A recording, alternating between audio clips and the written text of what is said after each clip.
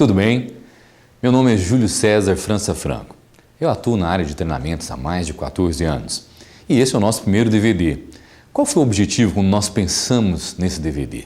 Fazer com que você, ao sentar na frente da televisão junto com a sua família e colocar o DVD, que você tenha alguma coisa de novo para pensar. Nosso objetivo é fazer você ter uma transformação natural dentro da sua vida. O melhor pensar, o melhor agir e o melhor sentir. A Terra é a escola de nossas almas. O corpo, nossa carteira escolar. As dores, nossas lições preciosas. Deus nos empresta o lápis da caridade, a borracha do perdão, para nós modificarmos o livro das nossas vidas. E todos os dias nesse livro você pode usar a caligrafia do amor e a tinta da felicidade. E eu espero que esses momentos que nós estejamos juntos, que nós realmente possamos marcar encontro com a felicidade. Quando eu era aluno, eu tinha medo quando eu ia para a sala de aula e o professor, às vezes, na condição de educador e eu na condição de aluno, ele fingia que dava aula e eu fingia que assistia. E nós ficávamos no monólogo de Shakespeare. E quando eu me tornei educador, professor, a minha preocupação é trazer algo de novo para a sua reflexão. Ter uma metodologia interessante, uma pedagogia interessante, uma didática, uma dinâmica onde eu envolvo o conhecimento e faço com que as pessoas aprendam de uma maneira suave, leve. Esse é o nosso objetivo. Porque muitas vezes os nomes da educação nos assustam. Por exemplo, vamos fazer um curso de reciclagem. Você recicla lixo. Vamos fazer um curso de capacitação, você capacita incapazes. Vamos fazer um curso de qualificação, você qualifica desqualificados. Vamos fazer uma oficina. Oficina é lugar de mecânico, com todo respeito aos profissionais. A palavra certa é seminário. Seminário vem de sêmen, é engravidamento. Um novo corpo e uma nova alma que deve surgir através do conhecimento. Esse é o nosso objetivo, transformar a sua mente, trazer algo de novo para que você possa colocar em prática no seu dia a dia.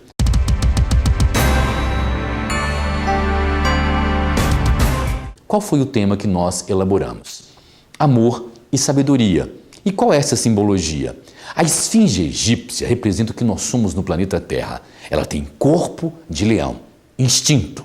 Todos nós temos instintos. Ela tem cabeça humana, racionalidade. Porém, a cabeça é feminina, racionalidade com intuição. E ela tem asas. Toda esfinge tem asas. Um lado da asa é o amor, o outro é a sabedoria. Para você ascensionar, você tem que desenvolver as duas asas, amor e sabedoria.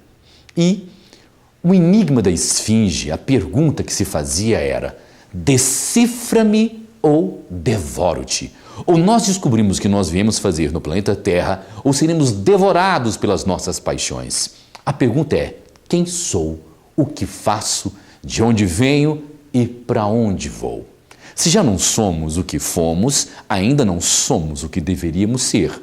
Hoje nós estamos onde nos colocamos ontem, amanhã nós estaremos onde nos colocarmos hoje. E o objetivo desse DVD é fazer com que você aprenda a trabalhar a asa do amor e a asa da sabedoria.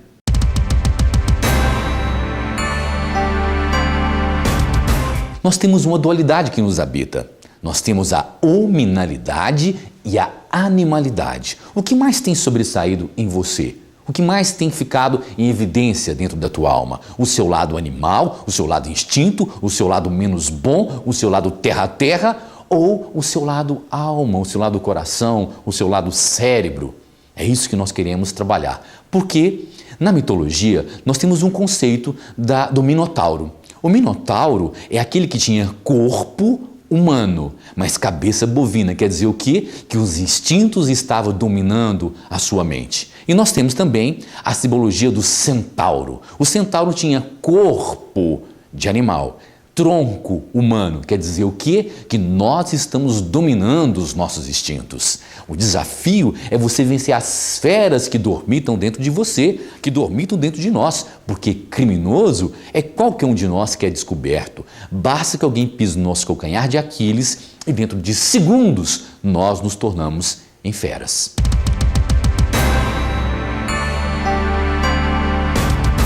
E o desafio, então, desse DVD é fazer com que você abandone o homem velho e encontre o homem novo, que está dentro de você, te convidando, gritando na cripta da sua consciência, pedindo para que você faça a transformação desse homem velho, abortando da tua vida o seu lado menos bom, deletando da tua vida aquilo que você não tem de positivo. O corpo, numa linguagem de um computador, o corpo é o hardware, a mente é o software. Nós temos 3 tipos de programa. Primeiro, o nosso DNA, nossa carga genética. Segundo, o local onde nós vivemos. E o terceiro, o mais importante, a autoprogramação.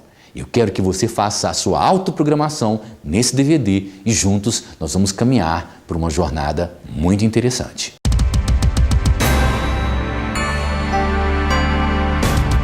A diferença de inteligência e sabedoria é muito clara. Eu convivi no meu tempo acadêmico com muitos magistrados, com promotores. Eles tinham conhecimento da lei, mas será que eles eram sábios? Ao passo que convivi com pessoas muito simples que trabalhavam no campo. E muitos deles tiveram uma sabedoria que eu não aprendi na vida acadêmica. Uma passagem da minha vida, um rapaz que trabalhava conosco, um senhor já de idade, sentado na divisa de Minas com Goiás, tomando uma pinguinha, cheirando um rapézinho, e nós esperávamos um caminhão de bezerro Nelor. E eu perguntei para ele assim, qual o conceito que o senhor tem de uma pessoa do bem? Ele falou assim, vamos analisar esse caminhão de bezerro? Eu falei, de onde ele vai tirar essa filosofia? Ele me disse, quando você vai comprar um animal, de onde você vê que ele é bom? Eu falei, ele é bom porque ele é Nelor, no caso? Ele falou, não, ele é bom porque ele tem procedência, porque a mãe dele é boa. Quando você for casar com uma moça, meu filho, olhe a linhagem dela. O que é de raça, caça. Olha que interessante, o exemplo que ela tem dentro de casa com a mãe, com as irmãs, com as companheiras ao seu redor, com as tias, é o universo que ela vive.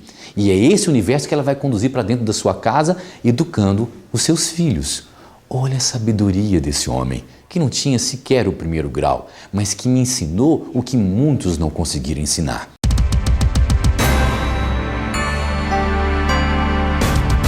Se nós partimos da premissa de que vários homens que caminharam pela humanidade, eles trabalharam sim a sua asa. Grandes homens que deram o seu contributo, a sua contribuição, a sua parcela de crescimento para a humanidade, muitos deles ofereceram e trabalharam a asa da sabedoria. Outros trabalharam a asa do amor. Nós vamos começar falando dos homens que doaram através da sua inteligência.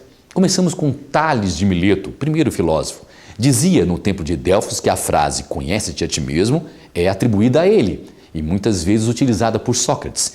Conhecer a você mesmo é utilizar o bisturi da crítica e fazer incisão na parte doentia de sua alma, o seu lado menos bom. Mas o que nós fazemos muitas vezes, nós somos juízes da honra alheia, julgamos as pessoas e nós erramos, porque a primeira reforma não é das pessoas lá fora, é dentro do ignoto país chamado eu e com esse bisturi fazer a transformação da sua alma. Já nos convidava Tales de Mileto.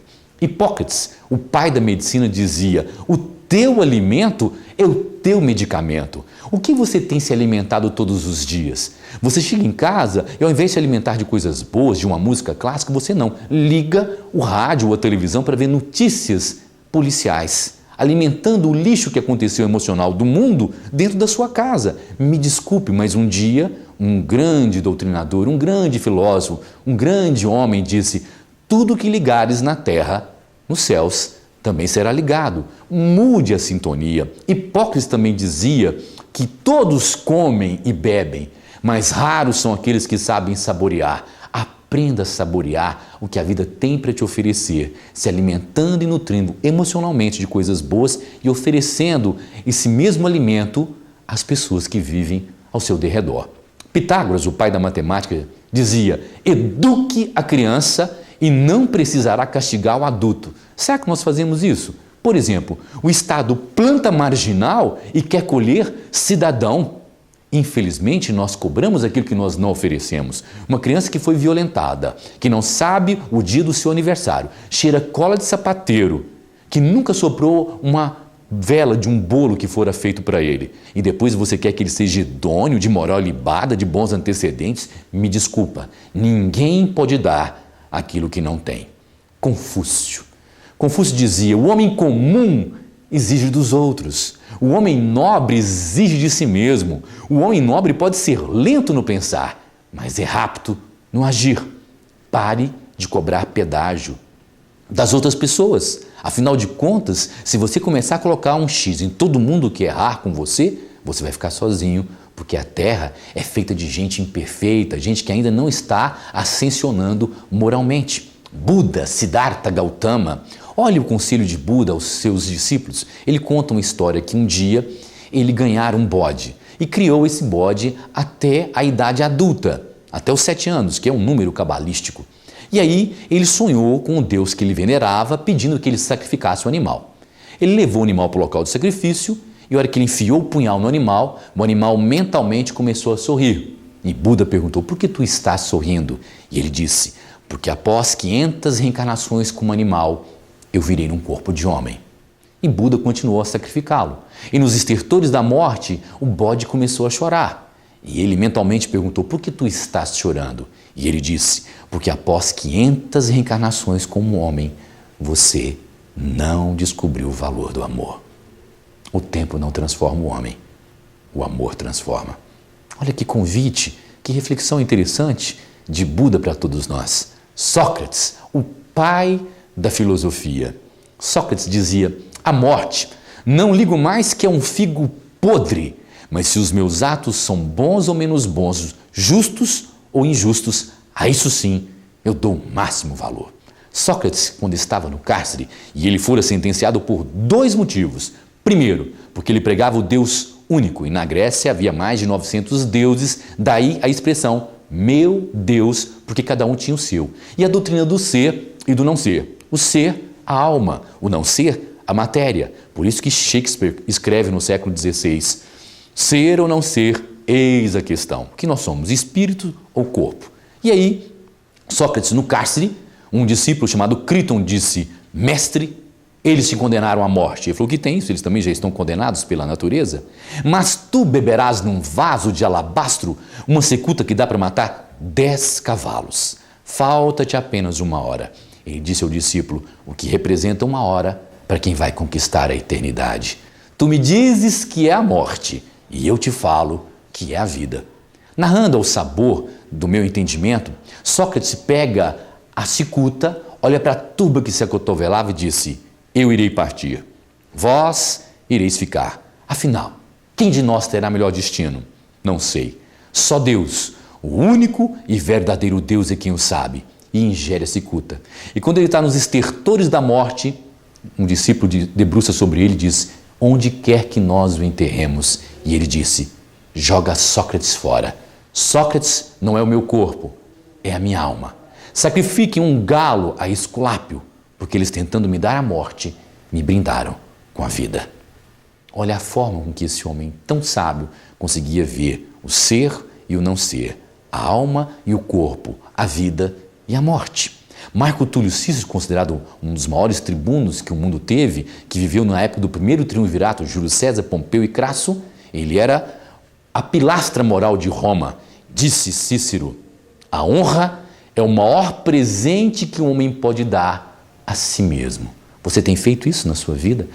Você tem se dado o presente de olhar nos olhos das pessoas sem ter lesionado e tirado alguma coisa delas? Já dizia um poeta português chamado Antônio Aleixo, há tantos burros mandando em homens de inteligência que às vezes fica a pensar que a burrice é uma ciência. Disseram que ele era ladrão, ele subiu no púlpito, Antônio Aleixo, e disse, dizem que eu pareço um ladrão, mas muitos que eu conheço não parecendo aquilo que são aquilo que eu pareço.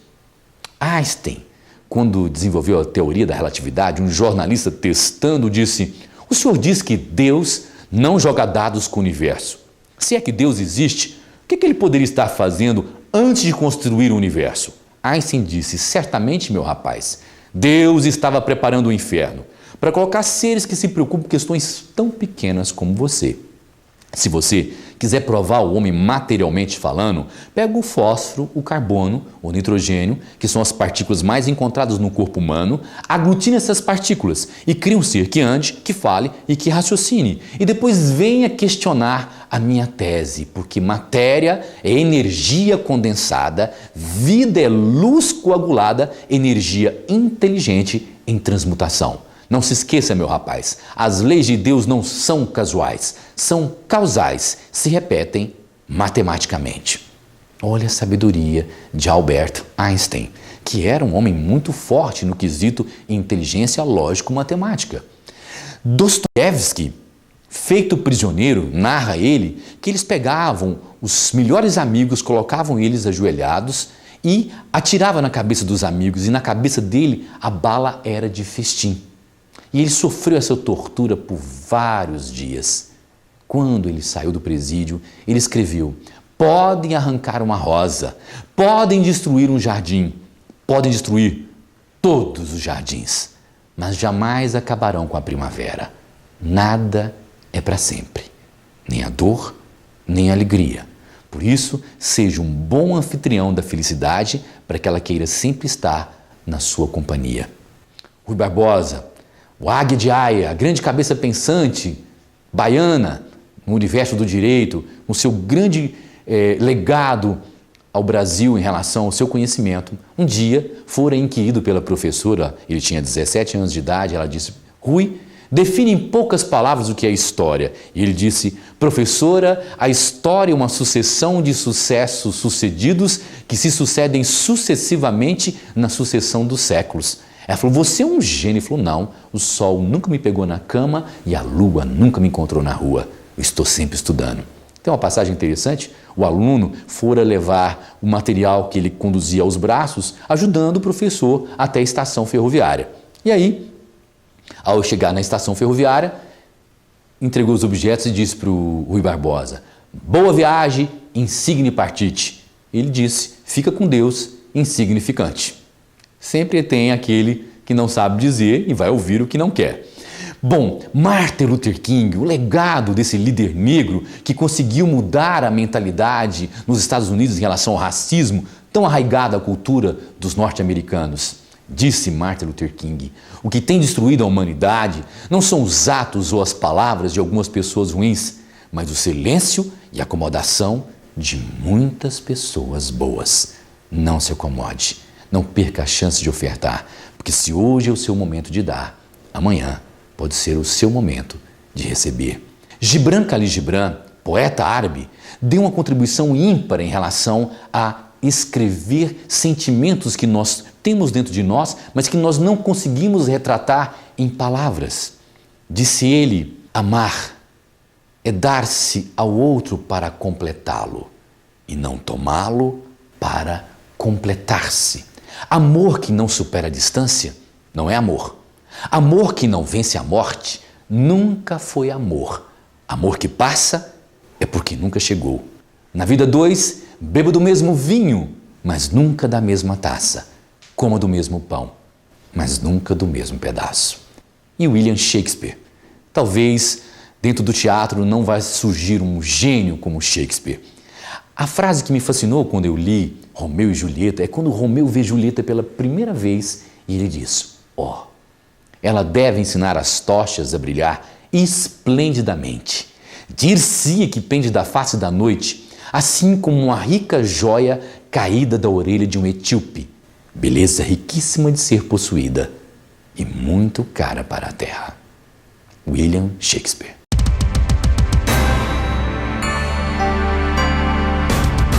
Existiram homens que deram seu legado através da inteligência, mas não desenvolveram a arte do amor. Por último, nós tivemos um Adolf Hitler, inteligentíssimo, mas utilizou a sua inteligência para o mal. E um dia, lendo um texto de Adolf Hitler, eu entendi um pouco da sua loucura. Disse ele: o amor é a debilidade do sentimento humano.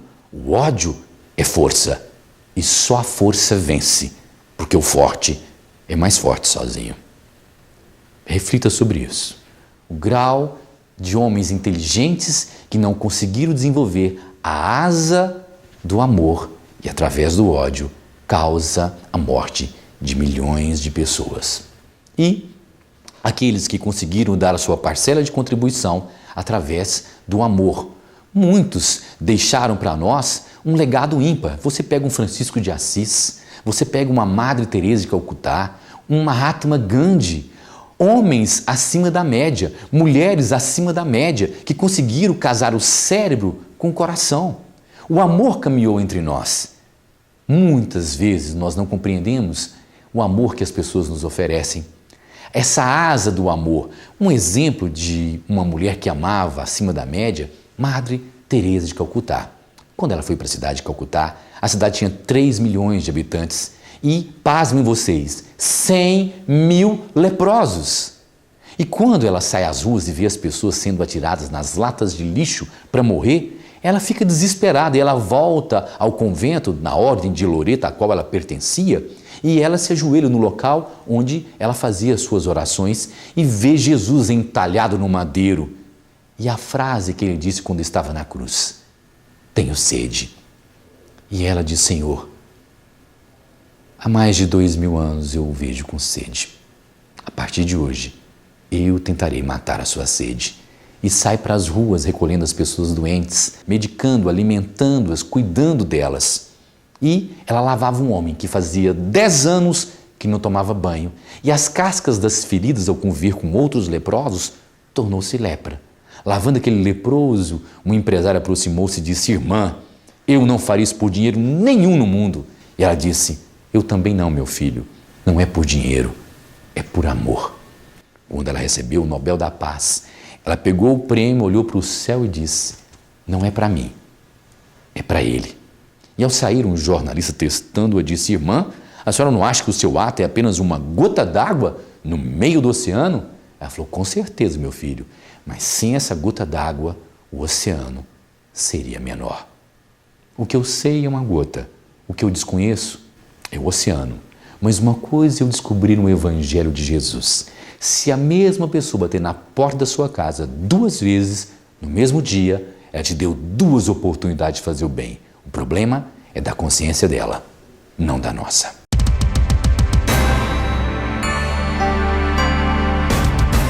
Quais foram os primeiros contatos que nós tivemos com a sabedoria? Eu me lembro que eu estudava num colégio chamado Colégio Santa Teresa, na minha cidade natal, Ituiutaba, Minas Gerais. E lá nós fomos alfabetizados, em uma escola escalibriniana, onde nós tínhamos um conceito religioso muito importante. Esses foram os nossos primeiros contatos. E me lembro de uma história que eu nunca esqueci, que a Madre Leonardina um dia contou para nós. Uma criança, filha de pais ateus, os pais não tinham religião, assistiu o pai matando a mãe e se suicidando. E ela foi adotada por uma outra família. E a família, preocupada em ajudá-la naquele processo tão traumático de perder pai e mãe e ver os 2 mortos, fora conduzida a uma aula de catequese. A família que a havia adotado era muito católica. E no primeiro dia de aula, a professora, orientada sobre o que aquela criança havia passado, pegou uma imagem, um quadro e apresentou. Era um quadro de Jesus e perguntou: quem conhece esse homem? E aquela criança levantou o dedo e falou: eu conheço esse homem. E a professora, assustada, disse: mas você conhece esse homem? Ela falou: sim. De onde você o conhece, minha filhinha? Ele segurava minha mão no dia em que o meu pai matou a minha mãe. Jesus sempre vai ser presente em nossas vidas, porque Deus tem estradas por onde o mundo não tem caminhos.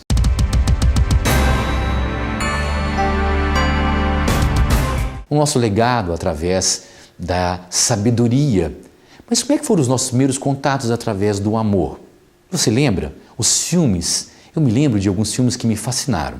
O primeiro deles, Ben-Hur.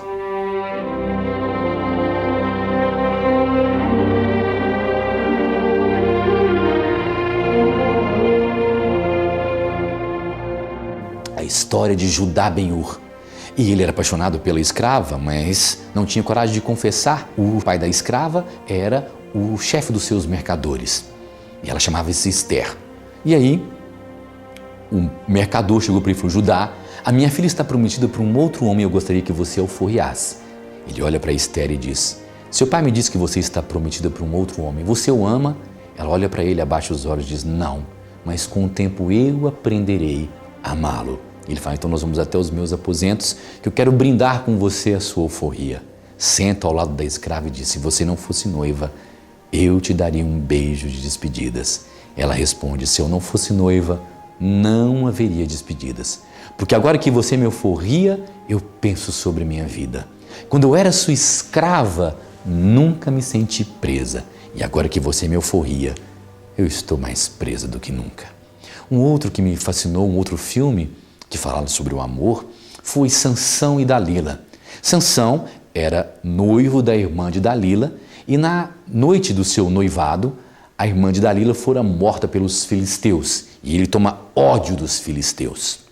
Passado algum tempo, deitado no colo de Dalila, ela fala para ele: Sansão, eu vou roubar o teu amor. Ele diz a ela: você não pode roubar aquilo que já é seu. Um outro filme que me fascinou em relação a falar do amor é Dom Juan de Marco. Quando eu já estava maduro, disse Dom Juan: já amou uma mulher tão completamente que ao mero som de sua voz seu corpo estremecesse? Você a saboreia até se sentir pleno dela. Vê nos olhos dela os filhos que irá ter e que seu coração encontrou um lar. Sua vida começa com ela e sem ela terminará. E como que nós tivemos acesso aos contatos com os nossos grandes amores? Certa vez, eu na minha adolescência havia terminado com o meu primeiro amor e sem bagagem, sem experiência, fui até a presença de um homem muito conhecido no Triângulo Mineiro e hoje no Brasil e no mundo inteiro, Chico Xavier. E perguntei para ele: Chico, como esquecer um amor que nos faz mal? Olha a resposta que ele me deu: meu filho, faça bem a esse amor que te faz mal, porque existem encontros que são doces reencontros e existem encontros que são amargos desencontros. Eu disse: Chico, eu sonho em encontrar com a minha alma gêmea. Ele falou: quem não sonha, meu filho?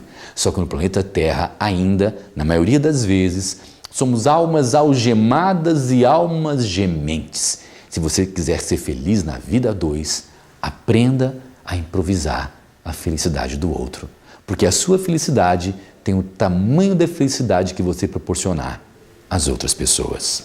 E aí, nós tivemos acesso a uma poesia chamada Prece das Almas Gêmeas.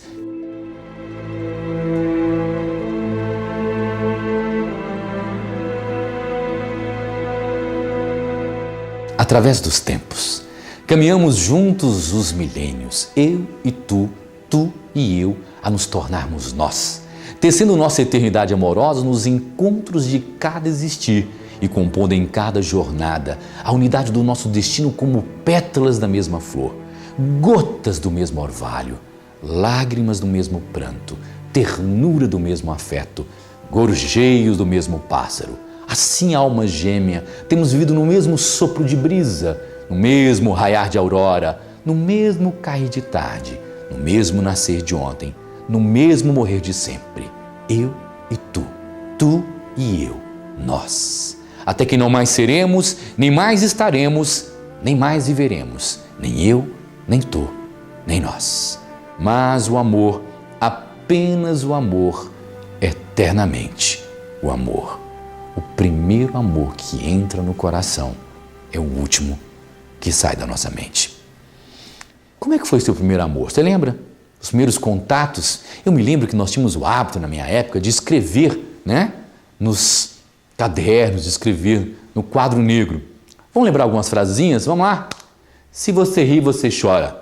Se você chora, você sofre. Se você sofre, você sente. Se você sente, você ama. Se você ama, você não pode ficar sozinho. Se você não pode ficar sozinho, fica comigo. Lembrou disso? Ninguém vive sozinho. Até as lágrimas rolam duas a duas. Eu tenho saudade do tempo que você recebia cartas com o perfume da pessoa, o beijo impresso no papel. Hoje nós nos comunicamos através da internet e a internet não tem cheiro e a caligrafia da pessoa muitas vezes com a lágrima que caía sobre a letra e deixava ela manchada. Você lembra do primeiro amor da sua vida? Bom, deixa eu contar para vocês uma passagem minha. Eu estudava nessa escola de freira e tive o meu primeiro amor. E aí nós tivemos uma briguinha e na minha cidade, na nossa região, nós tínhamos o hábito de fazer serenatas para as moças.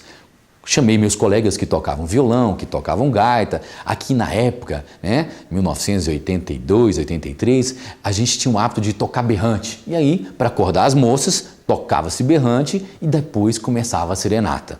E aí, contratamos sanfoneiro, gaiteiros, violeiros para fazer a serenata. E preparei uma poesia para falar na janela dela. Dizia a poesia: você agora já não fala mais em mim. E há pouco tempo me beijou e me falou de amor. O teu carinho que eu não tenho mais. O que importava para você agora tanto faz. Essas coisas que você não pode suportar foram as mesmas que fizeram você me querer. O amor tão grande que nunca iria se acabar não foi bastante para sobreviver. Hoje você me despreza. Ontem você me queria. Hoje sou sua tristeza. Ontem fui sua alegria. Ontem fui tudo em sua vida. Hoje não sou nem saudade, hoje sou quem te incomoda, mas fui sua felicidade. Ontem, sorrindo em meus braços, você dizia que sim, hoje se afastam seus passos que já correram para mim. Abriu a janela, me deu aquele beijo que valeu todo o esforço e o sacrifício por tentar encantá-la novamente. E aí aquela coisa de adolescente, Nós brigamos. E aí eu que fiquei irredutivo e era festa junina. E ela me mandou um correio elegante. Guarde para você, olha que bela mensagem. Nessas mal traçadas, as palavras não são minhas, quem descreve é o coração. Mesmo de você ausente, sua imagem está presente, mas aumenta a solidão.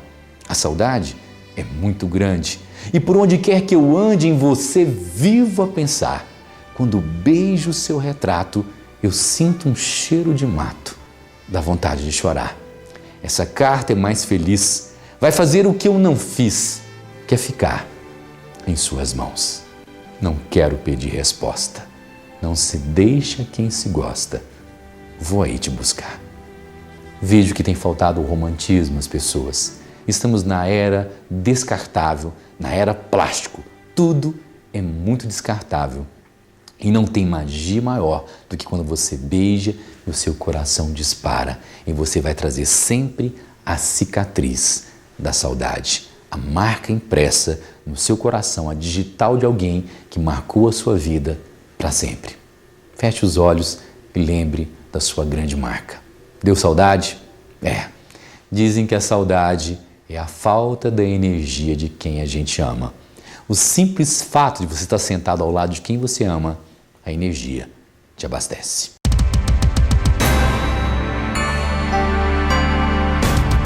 Conta a história que tinha um bruxo, que ele era famosíssimo pelas suas adivinhações.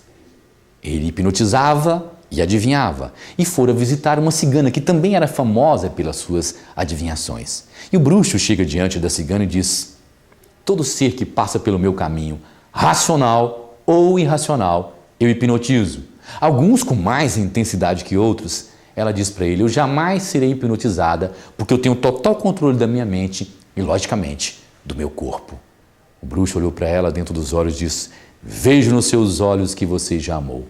Isso é verdade? Ela disse sim. Ele virou as costas e começou a ir embora. Ela falou: você não vai tentar me hipnotizar?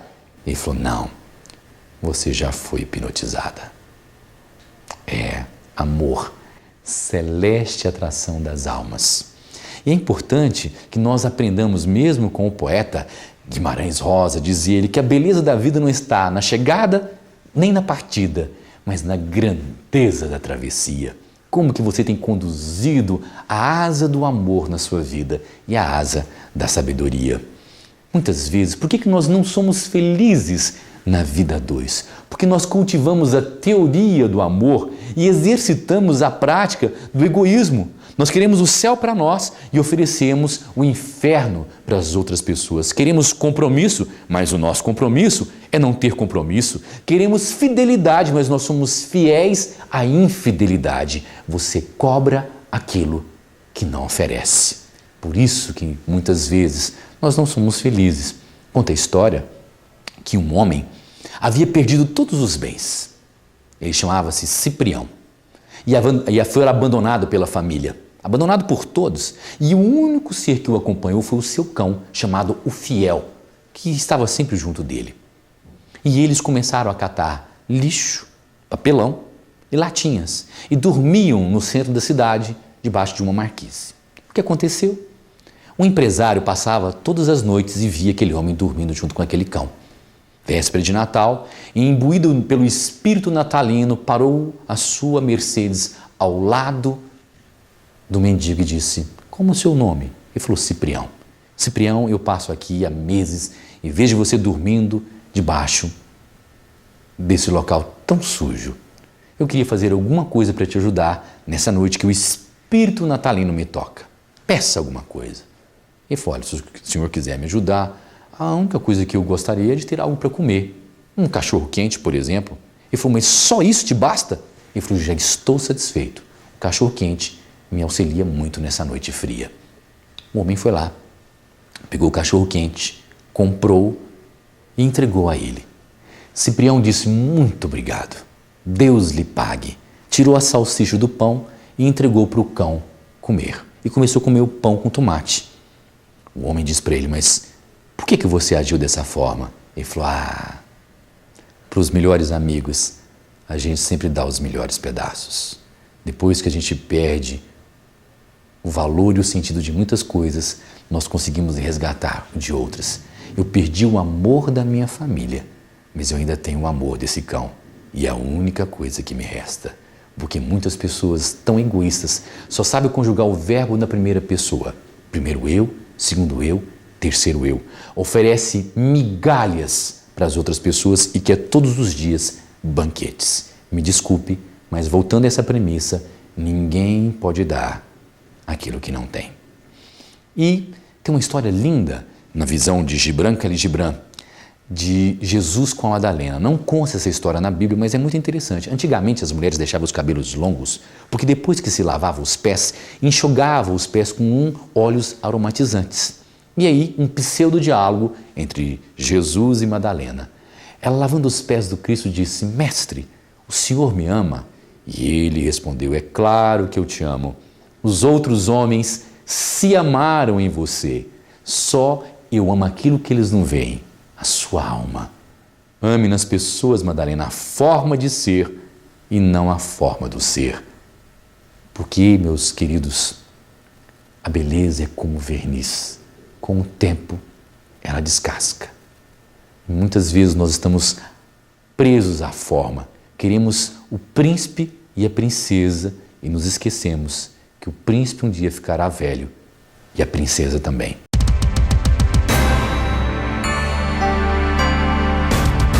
E dentro desse processo de amor, muitas vezes ouvi dizer: ai, aquela pessoa matou por amor. Olha que coisa horrível, matar por amor. O amor é frequentador das maternidades, não do necrotério. Mata-se por ódio, por orgulho, por ambição, por egoísmo, por inveja.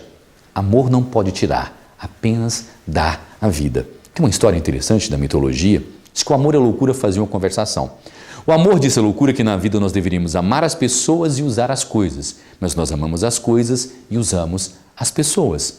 A loucura sentiu-se ofendida com a colocação do amor, pegou uma lança, avançou sobre o amor e cravou nos olhos do amor a lança. Foram conduzidos até o tribunal dos deuses. Zeus, o deus dos deuses, sentenciou a loucura como culpada e a pena doravante, a pena adiante, é que a loucura deveria ser o guia do amor, porque o amor havia ficado cego. Por isso que se ouve dizer que o amor é cego, guiado pela loucura. Será que na sua vida é assim? E as decepções? Quem de nós aqui que não tem decepções, que não sofreu decepções, que não teve o gosto amargo? Me lembro uma vez de uma letra de música que dizia mais ou menos assim para a pessoa que havia encontrado a decepção: eu não quero mais amar quem não sabe querer bem. Amar quem não merece é dar valor para quem não tem. Eu dou prata e quero ouro. Agora vai ser assim. Eu só vou dar uma flor para quem me der um jardim.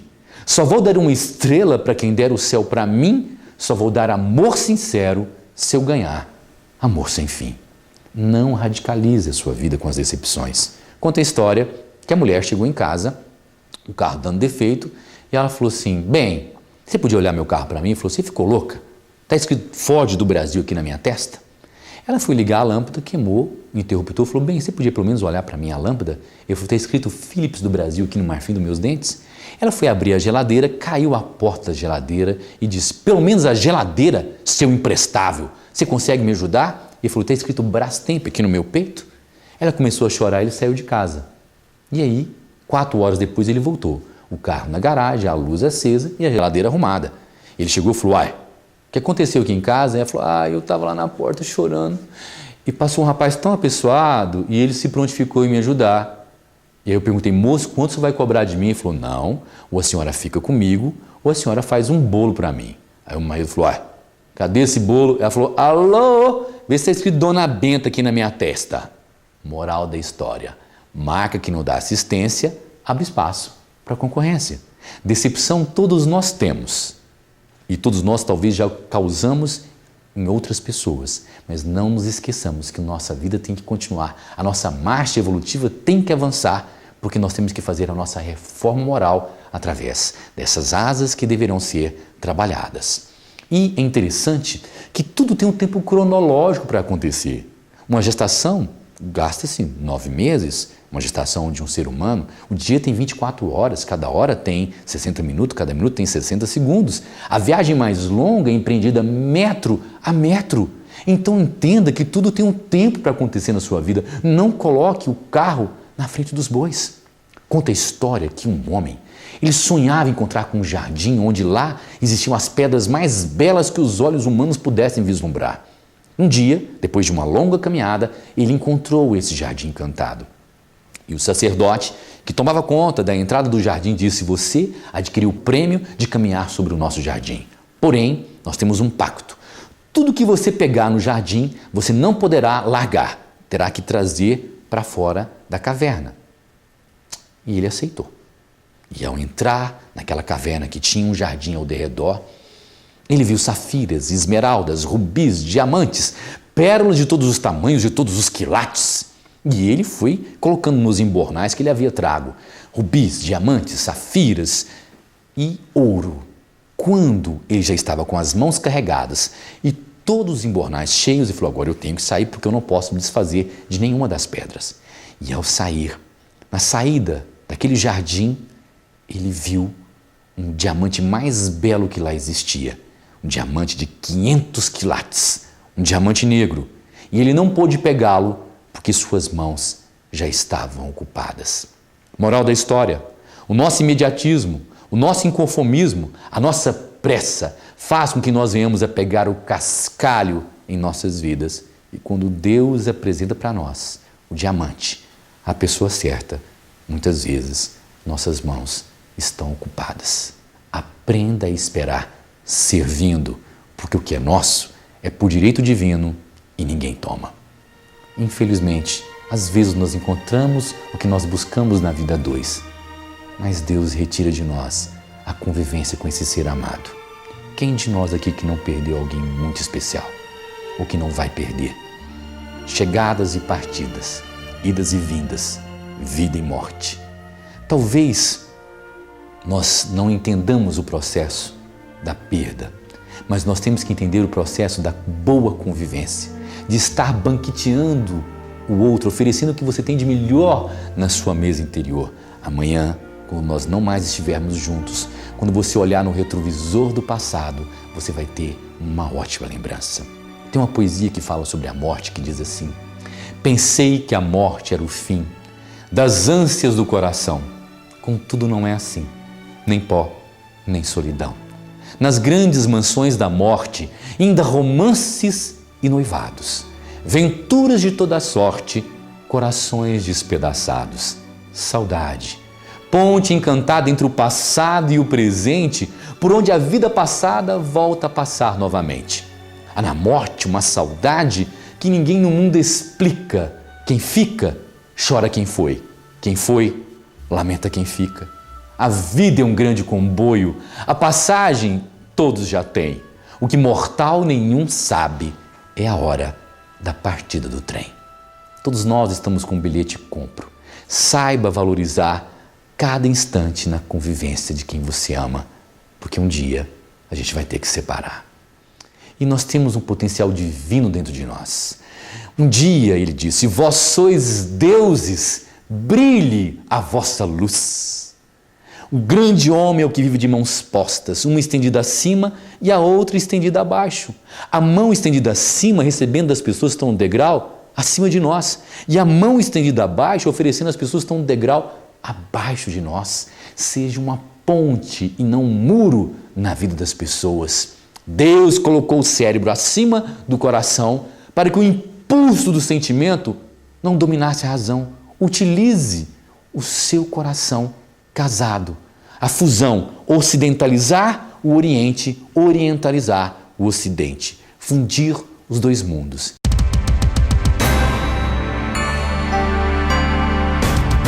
Tem uma mensagem que eu gostaria de compartilhar com você que diz: pensamento e vida. Pensamento e vida. Duas asas conduzirão o espírito humano: amor e sabedoria. Pelo amor, a criatura se ilumina e a formoseia por dentro, emitindo em favor dos outros o reflexo de suas próprias virtudes. Pela sabedoria, que começa na aquisição do conhecimento, recolhe a influência dos vanguardeiros do progresso, que comunicam os reflexos da própria grandeza, impelindo-a para o alto. Através do amor, valorizamos-nos para a vida e, através da sabedoria, somos pela vida valorizados. Conhecer é patrocinar a libertação de nós mesmos, colocando-nos a caminho de novos horizontes. A sabedoria pode ser a estrada, mas a luz que ilumina a estrada é o amor. Bom, nós chegamos no final do DVD e eu queria falar sobre o homem que conseguiu reunir amor e sabedoria, que desenvolveu as duas asas e que deu para nós um novo sentido. Esse homem chamava-se Jesus, o justo por excelência. Vários nomes deram para ele: Príncipe da Paz, o Cordeiro de Deus, o meigo Rabi da Galileia, o Cristo, médico dos homens, médico das almas, o Messias, o Nazareno. E ele muda a história da humanidade, porque ele dizia aos seus discípulos: se alguém pedir um manto, desacapa. Se alguém pedir caminhe 1000 passos, caminhe mais 2000. Se alguém lhe bater numa face, ofereça a outra. Dizia ele: eu sou a videira, vós sois os ramos, porém os ramos jamais poderão dar frutos se não estiverem na videira. Eu sou a luz do mundo. Quem anda comigo jamais estará nas trevas. Eu sou o caminho, a verdade e a vida. Ninguém vai ao Pai senão por mim. Uma bola de basquete em minhas mãos vale R$35. Nas mãos do Michael Jordan, 35 milhões de dólares. Depende das mãos que seguram. Uma raquete de tênis em minhas mãos é apenas um pedaço de metal. Nas mãos do Guga fez com que ele se transformasse no número 1 do mundo. Depende das mãos que seguram. Um cajado em minhas mãos serviria apenas para arquear um corpo cansado e envelhecido. Nas mãos de Moisés, abriu o Mar Vermelho. Depende das mãos que seguram. Um estilingue em minhas mãos serviria apenas para afugentar animais. Nas mãos de Davi, fez com que ele vencesse o gigante Golias. Depende das mãos que seguram. 5 pães e 2 peixes em minhas mãos serviria apenas para fazer sanduíches. Nas mãos de Jesus, alimentou mais de 5.000 pessoas. Depende das mãos que seguram. Pregos em minhas mãos serviria apenas para fixar tábuas. Nas mãos de Jesus, salvou a humanidade. Depende das mãos que seguram. E você? O que tem feito de suas mãos? Porque não temos em nossas mãos a solução para todos os problemas do mundo. Mas, para os problemas do mundo, temos nossas mãos. Pedi a Deus que me desse, nessa vida, uma alegria. Deus mostrou-me a terra e disse: trabalha, semeia e cria. Na terra, sempre supus, sem muita filosofia, que em prol do reino da luz, basta na terra sombria que os homens sigam Jesus, que as mulheres sigam Maria. Nosso muito obrigado por você estar comprando o nosso DVD, adquirindo o nosso produto e que você tenha na sua casa muito amor, muita sabedoria e construa um mundo melhor, porque cada um de nós terá que depositar sua folha de serviço aos pés do Criador. E Ele vai te perguntar: o que fizestes dos talentos que te foram confiados? Que não haja prantos e ranger de dentes, mas que haja consciência tranquila do dever retamente cumprido. E ao findar a sua jornada, que você possa afirmar, assim como o apóstolo Paulo disse: já não sou mais eu quem vive, mas o Cristo é que vive em mim. Que você tenha uma vida longa, próspera, cheia de muitas conquistas. Um abraço no seu coração e muito obrigado.